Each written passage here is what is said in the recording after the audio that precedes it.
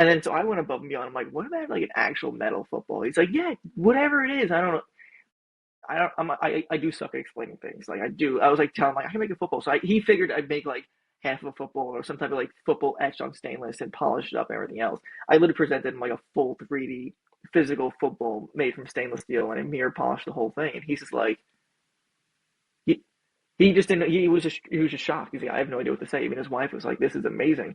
Um, but that was that was all hand formed. I was like beating with the hammer on like the sandbag, and then I was running through an English wheel to get like the proper shape because there's two concave curve. It's like it's called concave curve.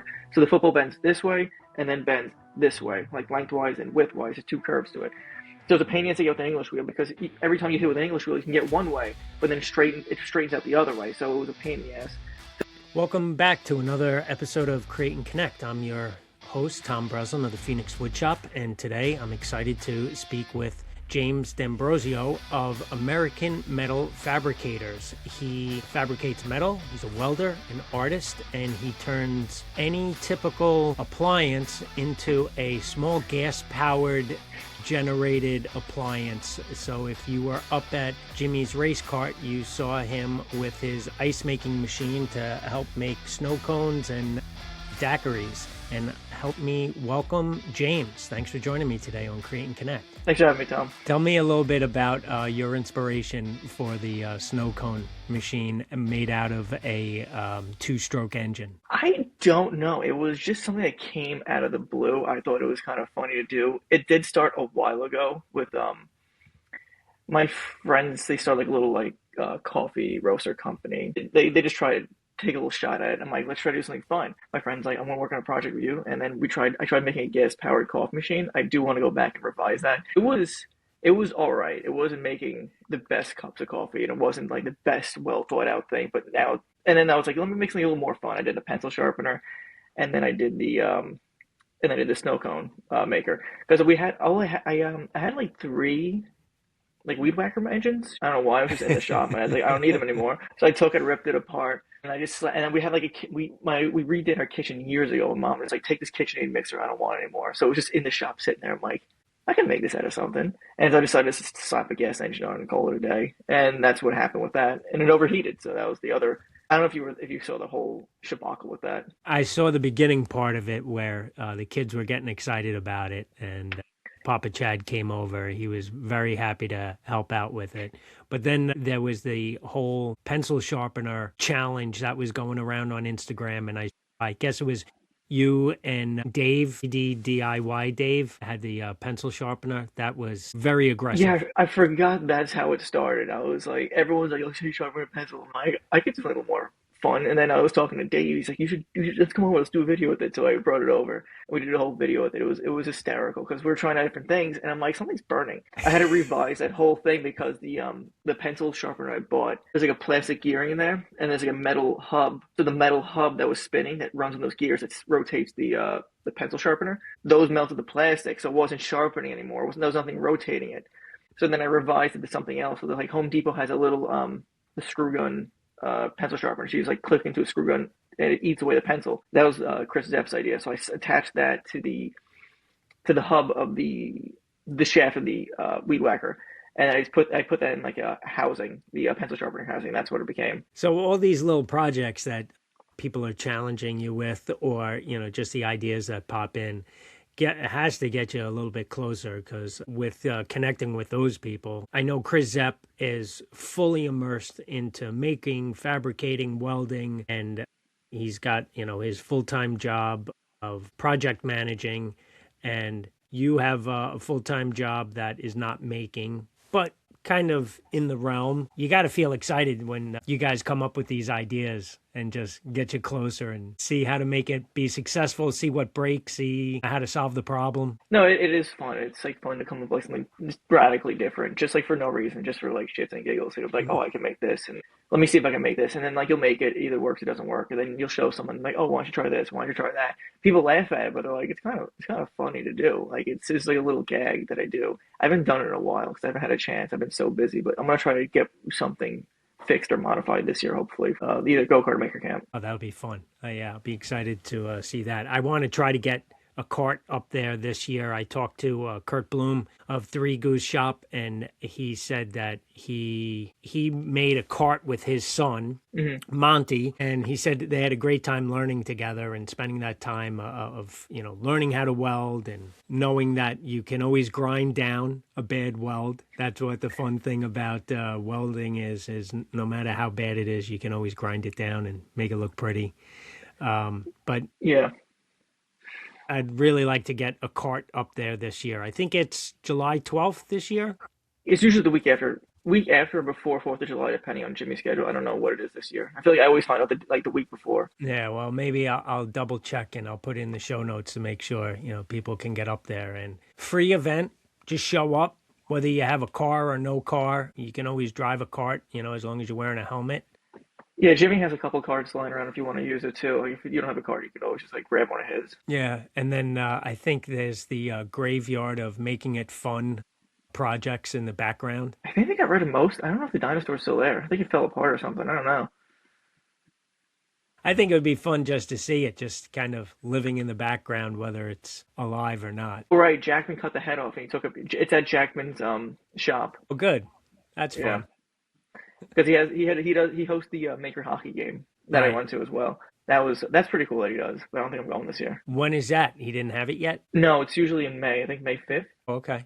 May Great. 6th. It's on a weekend. It's in like Cape Cod, Cape Cod, Massachusetts. Yeah, there's a lot of fun maker events that just end up popping up because people just want to be with their friends. And Yeah, no, it is cool because the only times you would see people would be just Maker Camp, and that was once a year. And then I don't know if anyone's still going to the conference place in Georgia. I think they kind of stopped doing that. Workbench Con, they didn't have it Yeah, this year. yeah.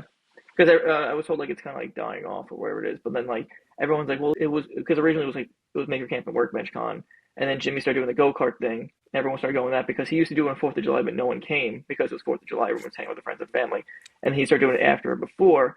So then it became three times a year, and then Jackman turned around and he said, "Hey, let's do a hockey game." Like, cause I was like breaking his balls. I'm like, "Hey, why don't we do like a make a hockey game?" Because he did like one like as a gag with like Graz and Jimmy and Derek, and then that kind of we got like very popular. I'm like, "Hey, why don't we just?" Because he made his own hockey stick, so I'll make my own hockey stick too. So I made one in a stainless steel and like a mirror polish on. I brought it there, and everyone was like, "Oh my god, this is crazy!" But it was cool because then you had like four times, and then Papa Chad just did a whole thing. What, March? Sparks and Sawdust. Yeah, he did Yeah. that. So then everyone's just kind of making it more and more to see more people making big trips or events or something. Yeah, and you can't do everything, and you No. make what you can, and but again, you connect in with friends, you connect in with like-minded people, and it's great stuff. And having these fun challenges, what can you make? So I was speaking with Keith Drennan, Blackthorn Concepts of Mhm. Working Hands podcast, and I asked him what was his favorite piece from the Maker Swap, and he said he really doesn't see a lot of the pieces. They come in, and he's so focused on getting it and giving the ticket, and he gives his rundown of this is the only ticket. If you lose your ticket and somebody cashes it in, it's their prize now. So he's very laser focused. But I asked him what his favorite one was, and he said he couldn't recall all the years, but he said that this past year it was the hydroformed football was his favorite. And Yeah, that was. that's your project. And I just saw you post recently one of the local high schools, your high school in Manhattan, that you did a football for them. That was awesome. Where did you come up with hydroforming a football? So this is actually kind of like a fun little project. Just back to Keith. It was funny when I brought it in because I posted on I think I posted on Instagram. I posted somewhere that I was gonna be donating this, and they got it around to him. And he's like, I walk in, he's rubbing his head. He's just like, "Why are you giving this to us?" And he's like, this is like a piece of jewelry. You're gonna give us this football to give away to someone? I'm like, yeah, I have it. It was supposed to go to Xavier last year. The problem was like it was one of those things where you kind of put to the back of your head like, "Oh, I have 6 months to work on, I have 5 months to work on, four, three, two," and I'm like, I had like 3 days, and I'm like, I have to weld this, drill the holes, get the laces, I have to polish this. I was trying to get it like perfectly polished, but the problem was there was too many imperfections and scratches. And I'm like, I have to repolish this whole thing, so I missed the deadline because I did it the week that it was due, and I'm like, shit, this is not, I can't. it was I had so much between work and that and like my other life. I was like I had too much stuff to get it done. I was like, all right, it just sat on the shelf till Maker Camp, and then I gave it away. So it was just funny seeing everyone's reaction. I'm like, this is you're bringing us to Maker Swap? Like, why? It was just funny seeing his reaction. He was just like, how long did it take you to make this? And we're just going through the whole list of everything else. But this actually first started 2021, going to 2022 for Christmas. A family friend reached out to me and like, hey, my wife she really likes football. Can you make her something football oriented? She really likes Tom Brady. I'm like, sure, I could figure something out. So he's like, yeah, make her something like a little football plaque thing, whatever it is. I'm like, all right. And then so I went above and beyond. I'm like, what about like an actual metal football? He's like, yeah, whatever it is. I don't know. I do suck at explaining things. Like I do. I was like telling him like I can make a football. So he figured I'd make like half of a football or some type of like football etched on stainless and polished up and everything else. I literally presented him like a full 3D physical football made from stainless steel and a mirror polished the whole thing. And he's just like he, he just didn't he was just shocked. He's like, I have no idea what to say. Even his wife was like, this is amazing. Um, but that was all hand formed. I was like beating with the hammer on like the sandbag, and then I was running through an English wheel to get like the proper shape because there's two concave curve. It's called concave curve. So the football bends this way and then bends this way, like lengthwise and widthwise. There's two curves to it. So it's a pain in the ass to get with an English wheel because every time you hit with an English wheel, you can get one way, but then it straightens out the other way. So it was a pain in the ass. So it took me a little long time. So I told myself to use an English wheel that whole project. After I did, I was talking to Chris because I was talking to Zepp, and he was like the one that was telling me like, "Hey, you should try hydroforming next time." And I was like looking into it. I'm like, "Oh, that's kind of cool." I tried doing like a rough like football out of like the panels I cut out of steel. It didn't go well, and then I realized like when you're doing hydroforming, the pieces have to be exact. And like there's two types of hydroforming. This is like a free form hydroforming, and there's like an actual um, like manufacturing way of hydroforming. So like the manufacturing way of hydroforming is you will have a die cut to like the size that you want, and then the hydroforming part is you're going to put the piece of metal on top of the die, and this big hydraulic bag of oil is going to come down and push it into the die. That's the actual proper hydroforming. What I'm doing is just taking a pressure washer, filling up with water, and just because the pressure washer has 2,000 psi, that's more than enough to bend metal. So you just hook it up, weld it. I weld like a little bung on, put the pressure washer on, squeeze the trigger, and then once it gets to the desired shape, then I'm good. The problem is like I said, it has to be like precision cut pieces. They have to be like identical. So I use Sen cut Sen. I have the pieces cut out and I weld it in. The problem is the welds are always inconsistent. The way I'm trying to hold it isn't always perfectly lined up. So that being said, the piece because they're not perfectly together, the one weld spot might be a little hotter, thicker than the other one. So I'd have to basically cut all the panels out, all four panels out again, cut the welds off, and then run it through an English wheel, and then re-weld it, and then regrind it. And the problem is the football will never be exact. Like each side is a little more lopsided than the rest. And I'm like, it's a piece of art. It's gonna be perfect.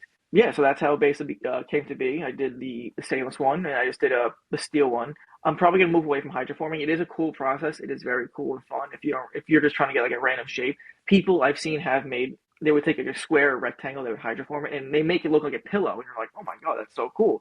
People make it bowls. I would probably, if I wanted to, maybe I'd try doing like a small run of bowls or something like that. If people are interested in buying like a mirror polished food bowl or something, I don't know. But for the footballs, I'm probably gonna be moving into like a punch and die because it'd be more. If I want to streamline it because it's too time consuming, it's too tedious, and it's never gonna come out. Like I have another stainless steel football that I grounded down, and like it looks like it's like a big sharp nose, like a big nose. It kind of overhangs, and the other sides are too in. It doesn't look right. So if I do the punch and die, I can get like the exact stamping of each piece identical to the last. And it saves me just time to do that, so I'll probably move. I'm working on a design for that, so I could bring down the pricing for the football because right now it's not practical to do. It's never going to be consistent. And that's what's going to drive me nuts. So I'm a little bit of a perfectionist with certain things, and if it looks like off, I'll be like, yeah, no, I can't sell this. Yeah, it's absolutely beautiful. And the one that you gave away up at the Maker Swap, it was definitely one of the sought after prizes or swap items to have. You know, if you did, I guess, a Dirty Santa or a Yankee swap, Christmas swap, but I don't think anybody would want to give that up.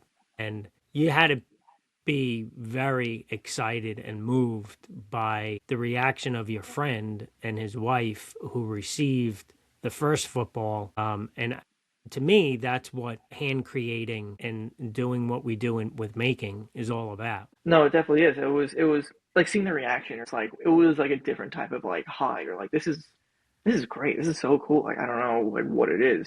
And then when I made it again for Acre Camp, I just posted like, oh yeah, Ricky TV was running around. Chris is like, let me see the football. Mike Stuber was like there. A lot of people I know, and I was like, even Graz was like, let me see the football. And I showed them, they're like, I don't want to touch this. Like they're just staring at, they're holding like they're like holding it with their shirts. They're like, oh, because they're like too scared to ruin the finish. I'm like, it's stainless. It's not gonna. It'll scratch it, drop it. But everyone's like scared to drop it. It was because it's slippery. It's like it's like glass. Yeah, even like Sam did when Huntress was like all going crazy about the whole thing. Everyone can. Ricky Stevie was literally carrying it and like showing. He was literally walking around making camp, showing everyone, look at this.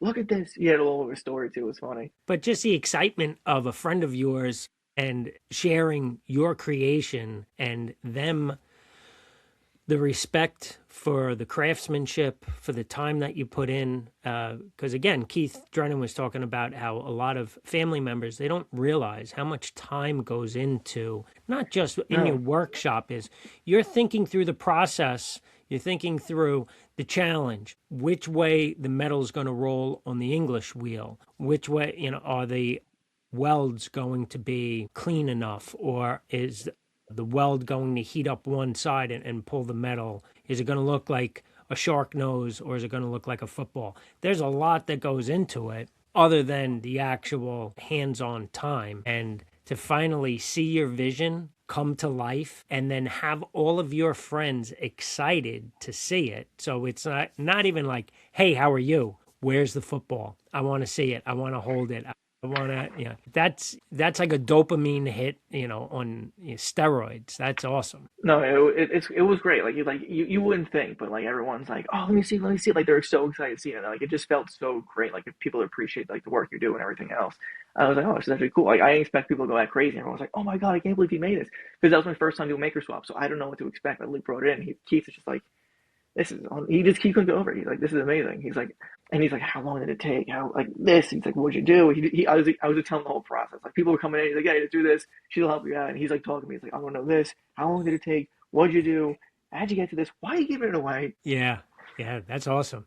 Well, your snow cone machine at the Jimmy's Race Shop inspired me. I was so stoked to see it. And then Chop with Chris, who does everything with his flywheel from Ohio, he was saying that he had a blender that he bought for $2 at a craft fair and what he should do and everything. And I said, oh, James just made the snow cone machines. You should do margaritas with a blender so you can serve them. And sure enough, he pulled it off. In a year's time, he came back, and this past Makers Camp, I think it was at 4 o'clock each day, he had margaritas or smoothies that he was making for people. So he had two separate jars, and I told him, and he's like, oh, you got to have one of these. I said, that's great.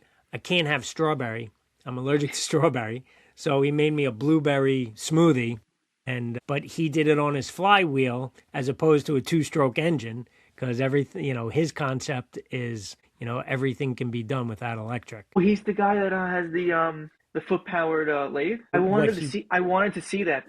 He brought it this year or last year. I forget what it was. He brought it this past year. He was there the year before. And I think it was the year before that I said, you got to have like a daiquiri making machine because you made the That's snow cool. cone machines. So, yeah, he ended up pulling it off. He brought his wife this year with him, and she was his bar back, and he had everything. He had the whole thing there. So it was very cool. One maker inspiring another maker, and Hmm. setting the personal challenge. And I know that you set your own personal challenges, and they're very high. They are challenging, and it gets you outside of the box all the time. I don't know that I have the bandwidth to challenge myself. I mean, my biggest challenge is trying to clean my shop right now because my shop is a mess, and I haven't, all winter long you're down here, and I know that that can always be. That's my challenge right now: clean the shop. I think for creative minds, I think trying to stay clean and organized is a very challenging thing. Like my thing is like once a year I'll literally take all the shit I have on my shelves, throw it on the floor. I'm like, I'm gonna reorganize it. And I start throwing some stuff away. My dad's like, can't believe you're throwing away scrap metal. That's the first. I'm like, I know. I haven't touched it since we had the shop. So I used to throw stuff away. But it's like and then it's like, you keep just throwing shit in the shelf and more shit, more and it was just stacked high. I know I have this piece and it's buried in the back, and you're like, I should definitely reorganize this, clean it up again. I'm at the point where like, I kind of want to reorganize the shop again because it's getting a disaster. But now like projects coming in, I'm like, I'll get to it when I get a chance. And I'm just like, but my thing is like sometimes I need like a little inspiration. Like, how do I want to change it up? How do I want to organize it? How do I want to clean it? And I'm like, I'll buy another shelf or I'll buy another organization rack. But I do try to hold myself to like just being different, making like just like everyone, like, people do cutting boards, people do pens, people do tables, live oak tables, or I don't know, I always try to be different. Like, it's like, yeah, I want to do metal fabrication, but I also want to do like fun little art projects, like stuff people haven't seen. No one's done a stainless steel football, like a full football. There's one guy who has like a form of a football. He just welds nuts and bolts and ball bearings and BBs, but it's not the same as like an actual piece of metal that you shaped into like a football, drill the holes to laces, shape the laces, polish it up, or have a powder coated glass when I did. The same thing with the hockey sticks. I made full size playable hockey sticks for me and my brother to go to Jackman's hockey game. No one's ever done that. Jackman made it out of wood. Wood was a common thing for hockey sticks. Now it's carbon fiber. He did all types of different woods. He did experiments. See what pound wood would hold up the best. I said, let me try stainless steel. I just used a bunch of angle, cut it up, and welded it. It was 7 pounds. A hockey stick weighs 14 ounces. And then I'm like, next year I'll do something lighter. So I did aluminum. Aluminum ones held up, are easier to play with. The only problem is aluminum, it's soft. So it was bending. My brother bent his at it was straight and then went to like a 45. And he's like, I'm going to stop using this. I'm like, oh, yeah, you should definitely stop using it then. The blades are bending, but it was just like proof of concept. Like, it could be done. Is it practical? No. Is it interesting and cool? Like, even all the guys there were like, I gotta see this hockey stick. Because like the first year I bought the stainless one, they couldn't believe it. They're like, oh my God, why? And I'm like, it's cool. And like they were like literally parading around the locker rooms. And then Jackman was like holding it and parading it around the Jackman shop. We went to a shop after. And the aluminum ones, they were like, where is he? Like, what'd you make this year? I'm like, I made aluminum sticks. And they're like, oh my God. And they're like all looking at this, like, it's unbelievable. But like I said, I just like to keep it different. I like to make it. No, I don't like to copy people's styles. I like to have my own style, just different, radical, strange things to make. No, it's great, especially if you're a sports fan and you see a stainless steel piece of equipment, you take it as a piece of jewelry, and it's an art form to be handed a stainless steel football, and you're a football fan. Now you have a part of the game. You have something that is memorable, and it definitely is special the way that you took the time and the care to put it all together. It's great. Yeah, no, it's just something I just try to enjoy. I just try to make it. It's like I want to reach out to those people, like, hey, listen, it's this, but like everyone has their own things of what they envision, want, in a sense. So it's like small, like a smaller crowd, but it's like something you could appreciate, though. People will appreciate. Yeah. Oh, absolutely. Yeah. Especially the people in the maker community. They know that it takes time. It takes planning and between the grind of work and being artistic and creative. Yeah, it's fantastic. Tell me about the cop car. What are your plans for the cop car? Ooh, so that was a funny thing. So a buddy of mine, he lives in Island Park. He's always vehicle swapping. He's always finding like crazy deals on Facebook. Like, he'll have a new car every month, and he's like, I got this for like $1,000, $2,000 on Facebook. And he uses the cars for work. He like gets his use out of them.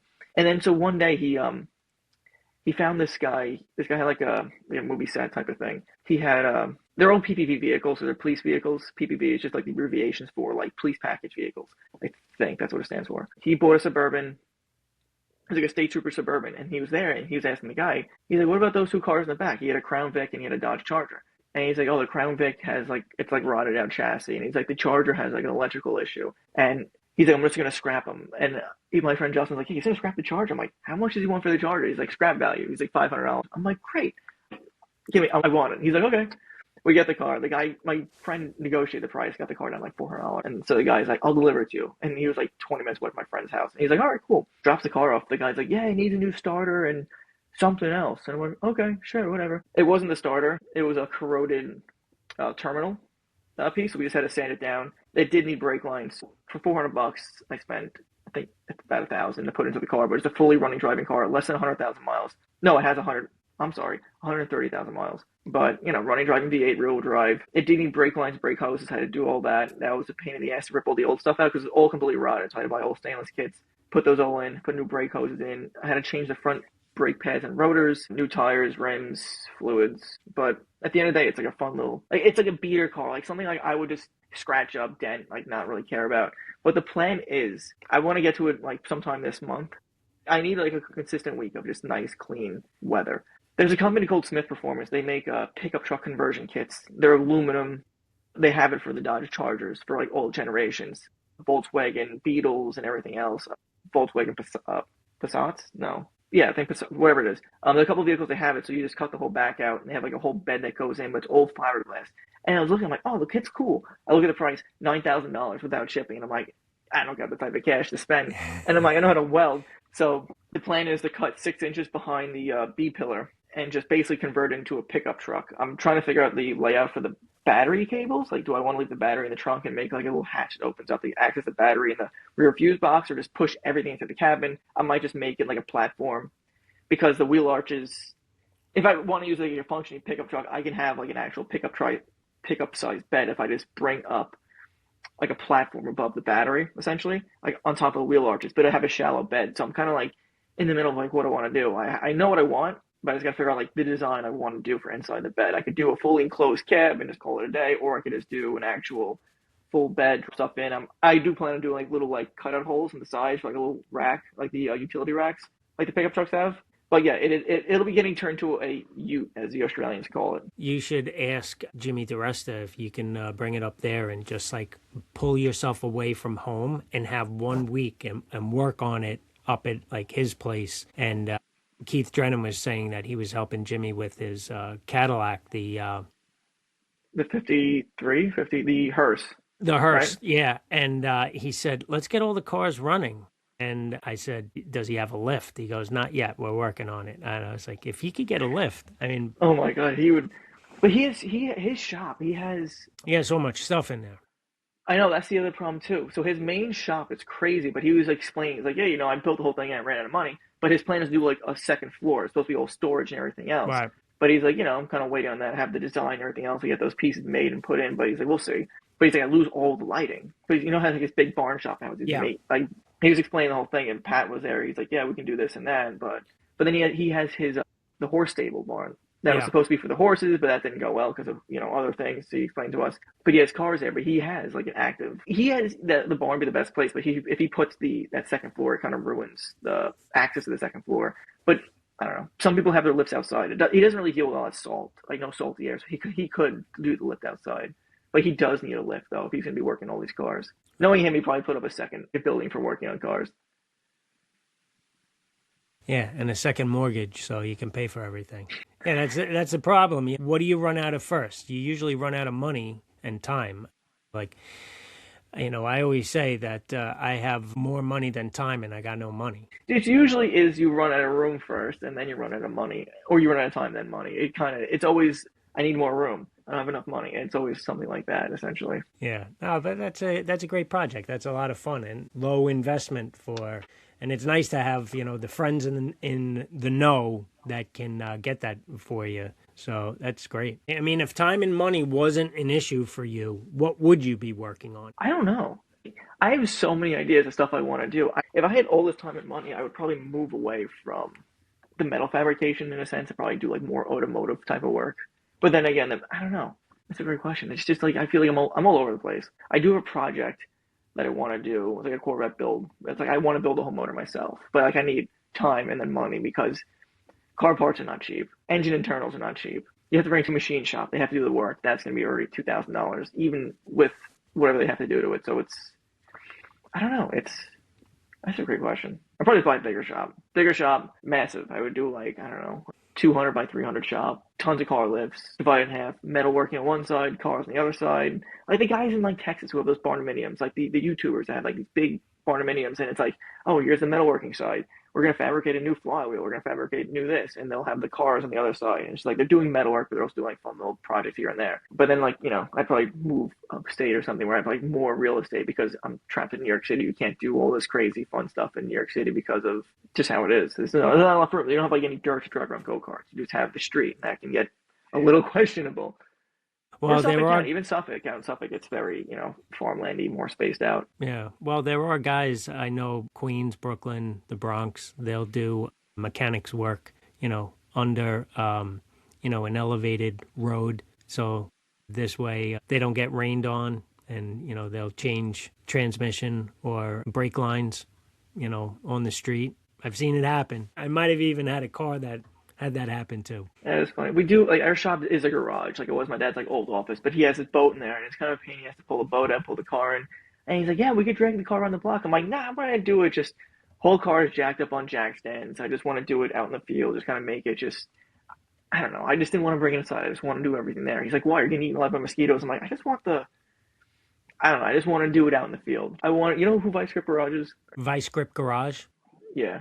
I've heard of it. I don't follow them. All right. So his whole thing is like he doesn't like old cars going to like scrap yards or junk yards or anything else. So he will go out, buy cars for say $1,000. Like, oh, it doesn't have brakes. Never has brakes. It doesn't run. The engine's not turning over. So he'll go out in the field for like 2 days, work on the cars, and then drive like 1,000 miles home. It is funny, but he has like he lives in like Tennessee now. He has like acres, and he has like 200, 300 cars like on his property, and he like will slowly bring them in, fix them, and then sell them. And he's like, I want it to go to an actual home. I was like, I'll try to be like Vice Grip Garage. I'll work out and like my dad's empty lot, getting eaten alive by mosquitoes, trying to put brake lines and brake hoses. They're trying to bleed the brakes. It's a pain in the ass, but it was fun. It was like a fun little experience. Yeah, well, I mean, if it's a project that you're involved in and you've got your focus, I mean, you're definitely focused. You definitely have vision and creative, and you have the support. So that's great. Time. Everybody has the same amount of time. Money, you can always make more money, but to have that creative charge and the passion, not everybody has that. So that's gold. Hold on to that as long as you can. Trying to. I want to keep myself like it's a mental workout. I keep myself like always Well, how old are you? 26. Yeah, you're doing great, man. You got the world ahead of you. You got the world in your pocket, and you've got a nice presence on social media. You've got a great personality. You've got a good group of friends and influence in the maker community. And being involved with guys like Chris Zepp and Dave Moy and, the Long Island group of guys, the Make What You Fear guys. You've got Jackman and the guys who were on Netflix, Making Fun group, and all those guys. Like, the resources are endless. And then all the other different maker events like Fab Tech. That's not really my wheelhouse, but I just want to go now because there's so many cool people there. There's so many creative people there. There's so many new aspects to metalwork. Yeah, I want to see it. I haven't been. I do want to go. It's more of it's not really of a hangout. It's more of like just seeing like what the industry has to offer, and it's like I was just told like it's just cool to see. Like I think Chris was telling me, like there's so much. Like it's like overwhelming like how much technology they have there, how much machines, like everything they have. It's like crazy, but it's so cool to check out. I'm like, I definitely want to check it out because of it's just like they have all like they unveil new welders, they unveil new like kinds of laser cutters, like cutting machines, everything. And he's like, it's really cool to check out. And I'm like, yeah, I want to go. And it's free the event. You just have to find a hotel. That's it. Right. And that's usually in Chicago, right? They have like three locations. Every year it changes, either Oh, okay. Chicago or Georgia or Colorado? Florida, I think. Okay. It's three or four locations. Like, every year it changes, but it's like always in September or August, I believe. Yeah, it's amazing to see the new technology that's coming out. So they've got, was it that 3-in-1 welder? That's a laser welder. It can, clean off rust. It can weld. It can weld underwater. It can cut metal like a plasma cutter. Yeah, no, And it's cool. But yeah, Chris had explained to me is with the laser welder, apparently like the laser when it shoots down, it bounces off the objects. You have to have like this whole safety perimeter, or else it can like fry someone's eyes because the laser bounces off like reflective materials. I'm like, that is terrifying. Yeah. He's like, if you're gonna shop by yourself, it's fine. But other people, they have to have like certain like a regular welding helmet's not gonna cut it anymore apparently, and you right. have to like put up these safety shields that will absorb like all around you and on top of you because it could shoot up, hit something in Hmm. the ceiling, and then bounce back down. But the laser welding is insane. Apparently, the penetration is crazy. I'm seeing all this stuff all over Instagram, like the laser welding, but like the laser cleaning, so it like eats up all the rust, but also eats up even like wood varnish, like for wood that's old, Right. like restoration guys. Instead of like putting chemicals on wood and everything else, they just blast all the finish off. I'm like, that is really cool. But those things are like 20 grand, 30 Yeah. grand. Well, once any technology is new, it's super high, and then once it gets into the consumer field, the price will come down. I'm sure eventually.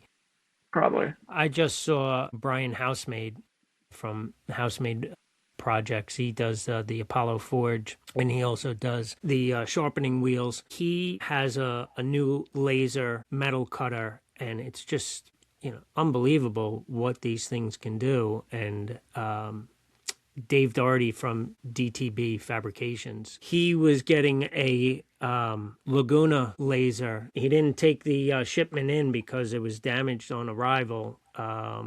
I saw that. Yeah, he was like all pissed off at them. My ass socks. Well, you know what? I'd be frustrated too, especially the way things are shipped. And if you're Laguna, I'd be pissed too because, you've got a guy who's got good content, who's going to use it, and who's going to promote it well. I'm sure that they have some sort of tent agreement. Regardless, you don't want to get something that you just bought and it's all beat up like that. But the technology is just phenomenal, and I hope that the price point comes down a little better.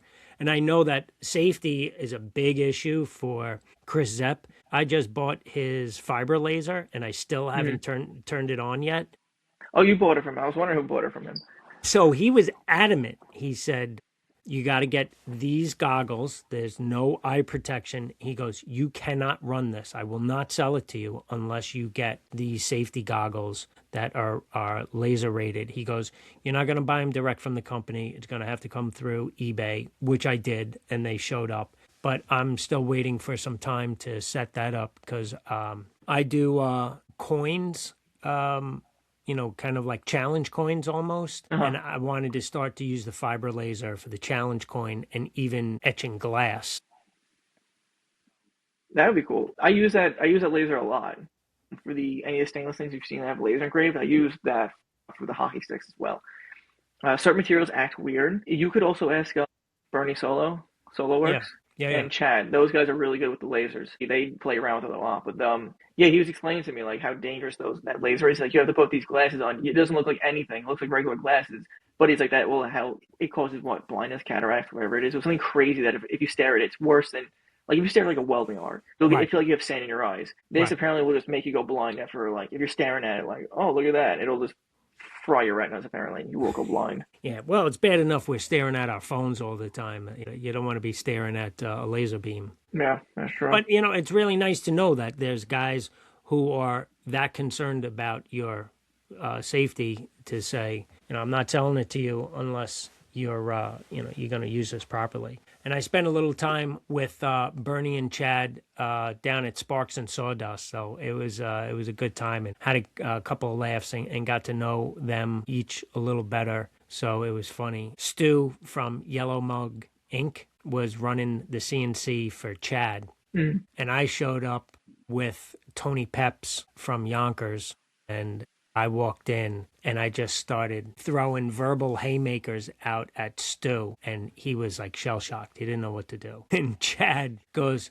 "Oh my God, look at this guy. He's like Joe Pesci. Like, where are you from? Long Island? Like, take all these Long Island people, put them in your car and bring them back to Long Island. We don't need them down south anymore." And I just told him, "Nope, yours. You got them. They left." And he's like, "Oh, you're retired. When are you moving down south?" And I said, "Nope, not happening." I set it up pretty good. So, No, I love Chad.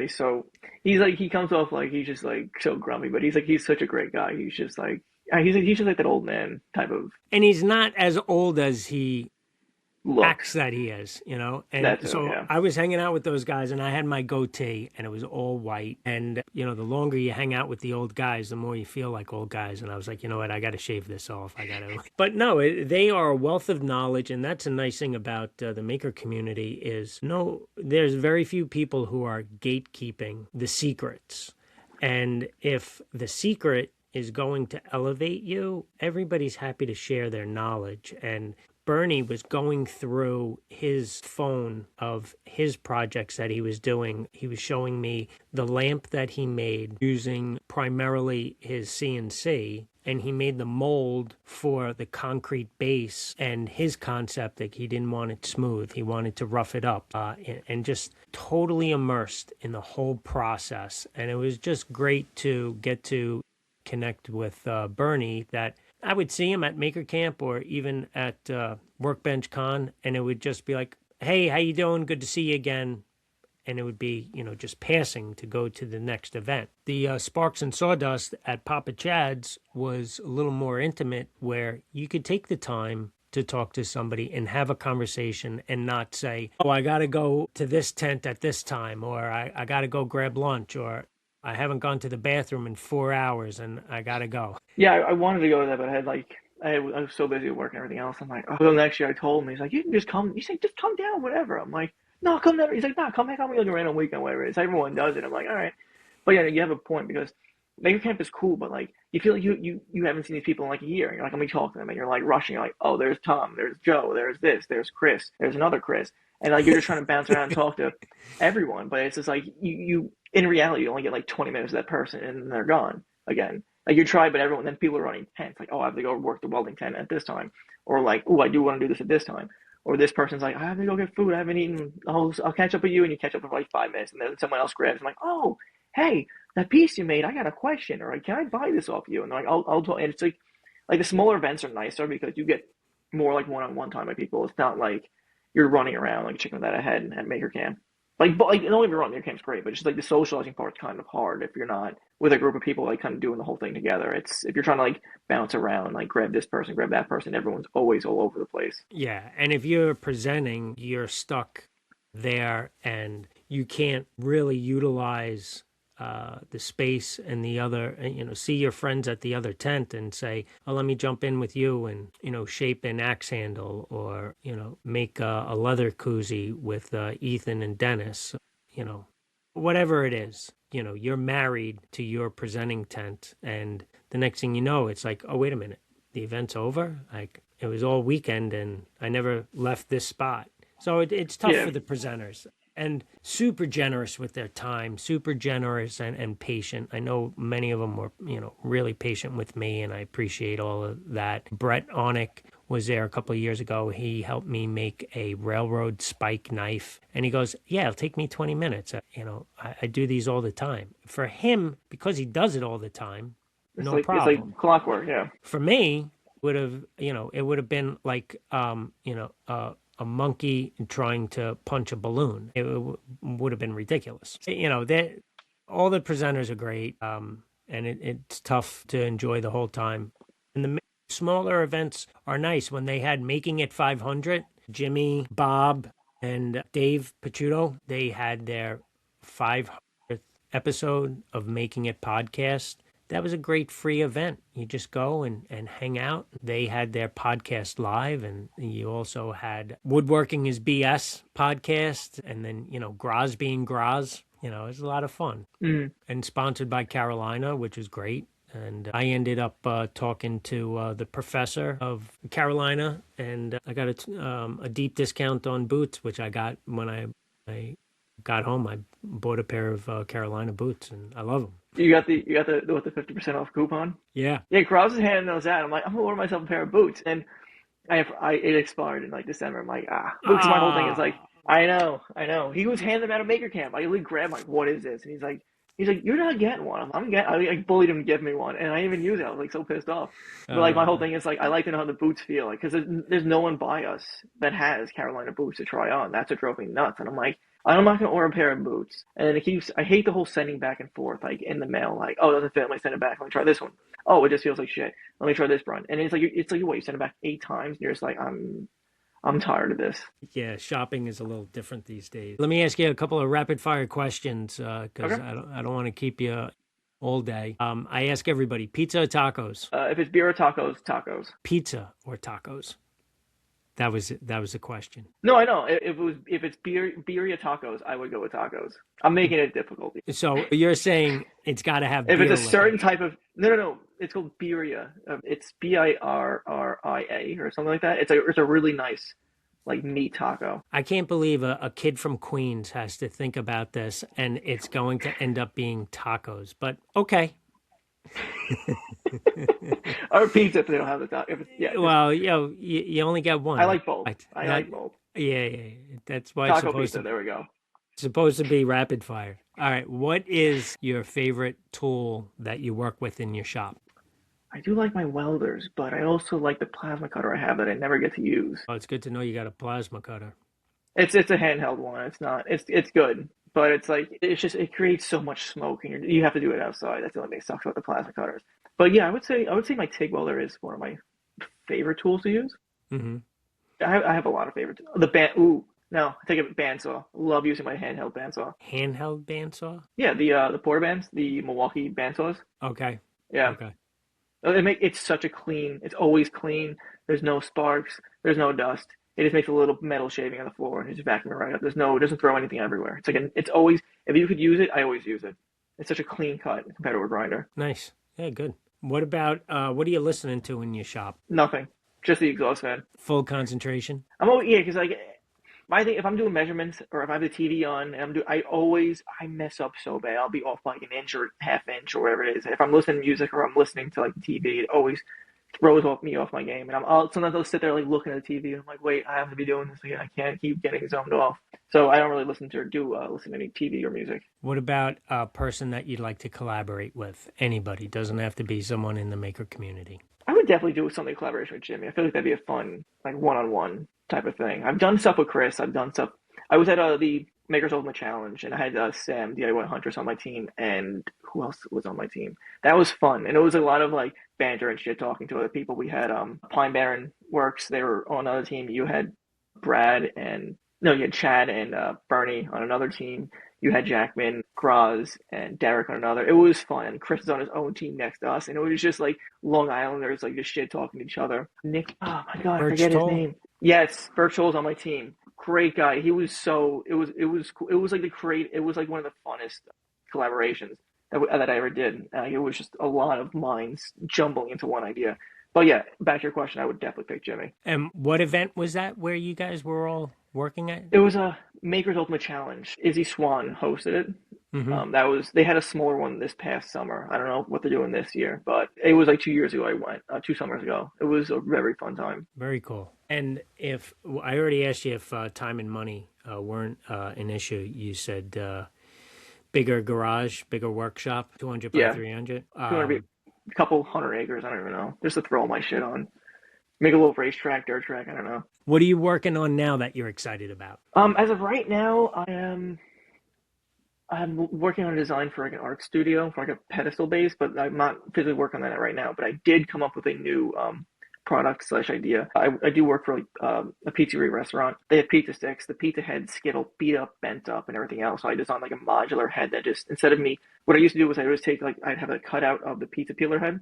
I just welded the stick. The problem is like it wasn't like welded like the welds where it would go because it only hold like an inch or 2 inches of the head would crack and break. So I have a whole redesign where I reinforce the whole piece, doing everything laser cut with 10 cuts because I know how to use the whole program, everything else, and how to draw up everything on like SolidWorks. So I had to cut out, I put reinforcements on, and then I have a tube that I welded onto there. It's like a modular head, so it slides onto the actual pizza tube, gets riveted on. So when that breaks, I just drill the rivets out and weld up a new one, drop it on. Instead of me welding it and like I have to keep cutting down the tube every time as I go, or the tube gets old, messed up, distorted. So it makes it easier and cleaner because it's easier to just move this big because the heads are 15 tall, 13 wide. So it's a pain in the ass to kind of like hold the stick and then kind of weld it and try to hold it, eyeball it. So by me having a small little 6-inch tube, welding it to the pizza head and having the holes on the side, just makes it a lot easier and make it like a quick change fix. Like they're like, oh, I have two sticks I get fixed. I'll order material, build it up, get the stick, give it back to them. That's like my new product design product. It's my idea, but it's we're gonna be testing it out this week. I'm gonna see what the restaurants say when it starts going forward. That's great. You're going to have to get one for Rob Rojas, so he's got it both. I'll probably give him one when I see him next time. I'll give him a little small one. They need a Yeah, little pizza making lesson. you got to give him one for there. And the one that he made down at Sparks and Sawdust was it was large.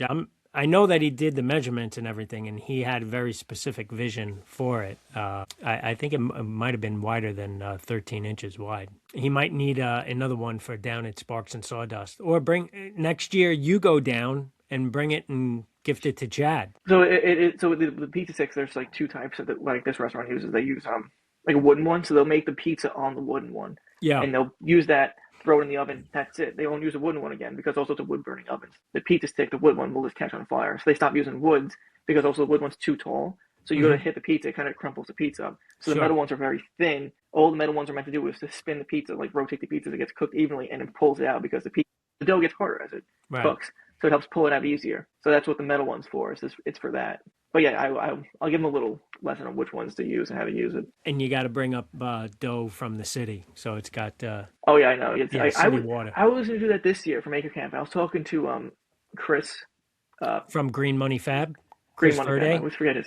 Yeah, I'm Yeah. like, should I bring up pizza? And like pizza dough, and he's like, we're doing, we're doing like smoked meats. I'm like, yeah, but I don't know. He's like, I'm not really bringing up a pizza oven, but if you want, we could cook you a pizza. I'm like, no, if you guys want. I was like trying to be nice because like they give me food. I'm like, and he's like, we'll figure it out. So I think this year I'll just bring up like pies from my mom's place and just like give him like actual pies and like here, this is lunch for everyone or something like that. Like this is actual pizza, not like whatever you guys have in Jersey and Connecticut.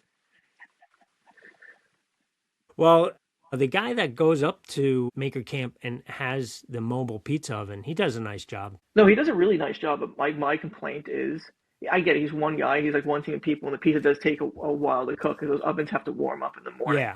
Yeah. and it takes a while. And so like it's always like I always want to get like a small because it's a nice personal size pie. It's like a 14-inch pie. But the only problem is it's like you're waiting like a half hour, and they do like they'll take 20 orders, stop for like 2 hours, and they'll bang another 20 orders, and they'll stop. Like they keep doing the stop and go stuff, and I'm like, I order pizza, like no, like we're fully booked, or they're like, oh, we just ran out of dough, and I'm like, I just wanted a pizza, man.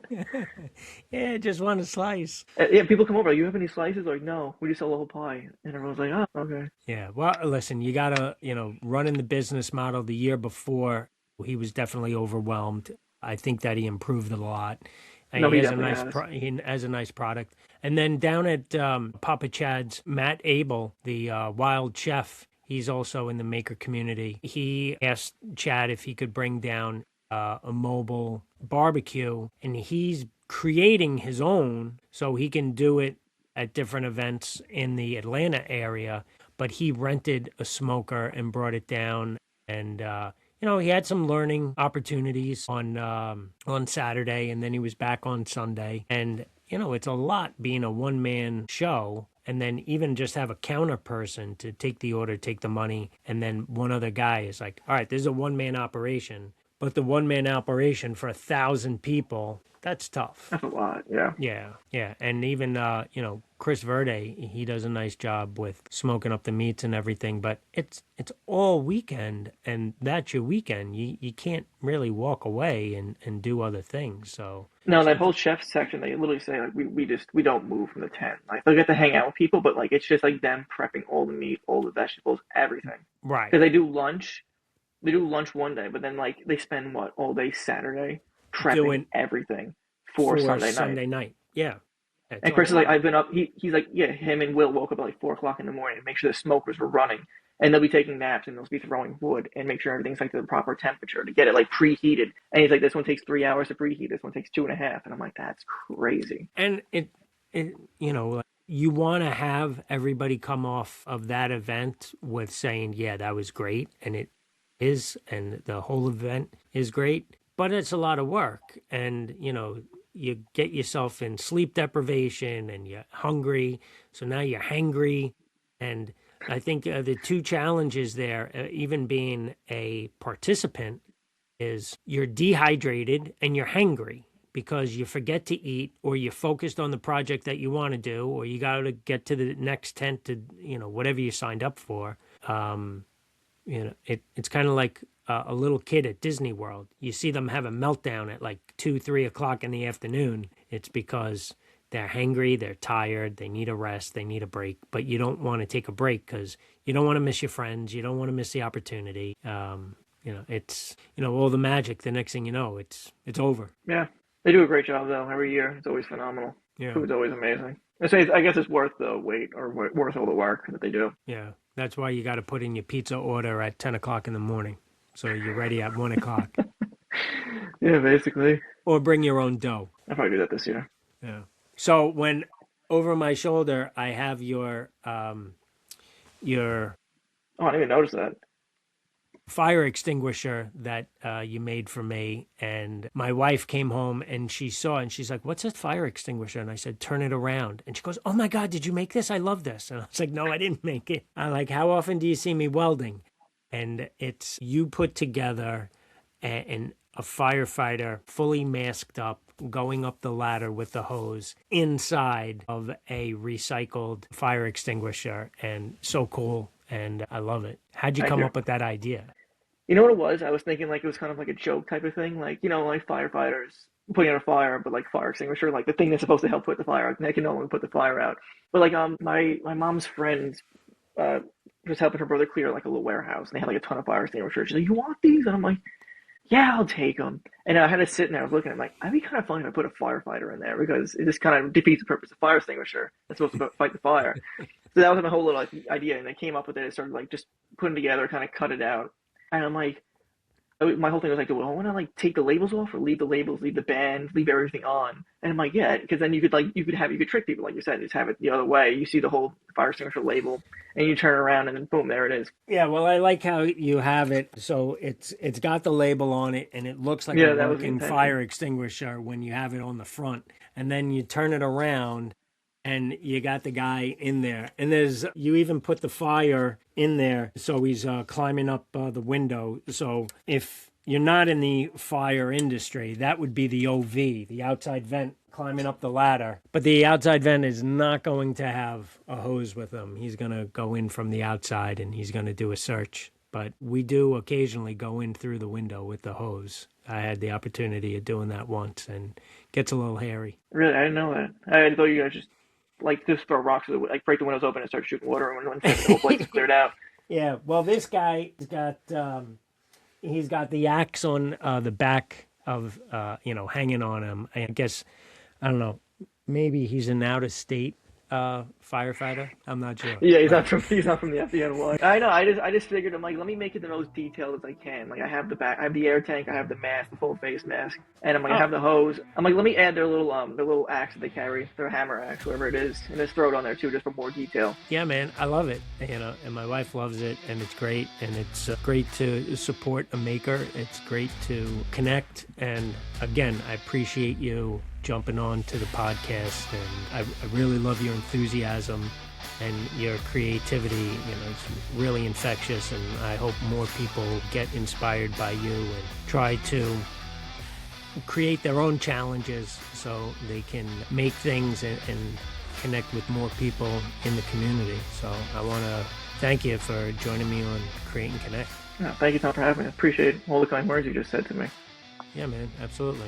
I want to thank James for joining me today on Create and Connect podcast. It's always nice to catch up with somebody in the maker community, somebody as talented as James, who's always creative, always thinking of what projects to make, how to challenge himself, and all the times that he's inspiring other people in the community. If you want to see some of his projects, you can go over to Instagram. He is American Metal Fabricators on Instagram, or you could check out and support him online at his website, which is AMFNYC.com, and give a maker some support and see what he's working on.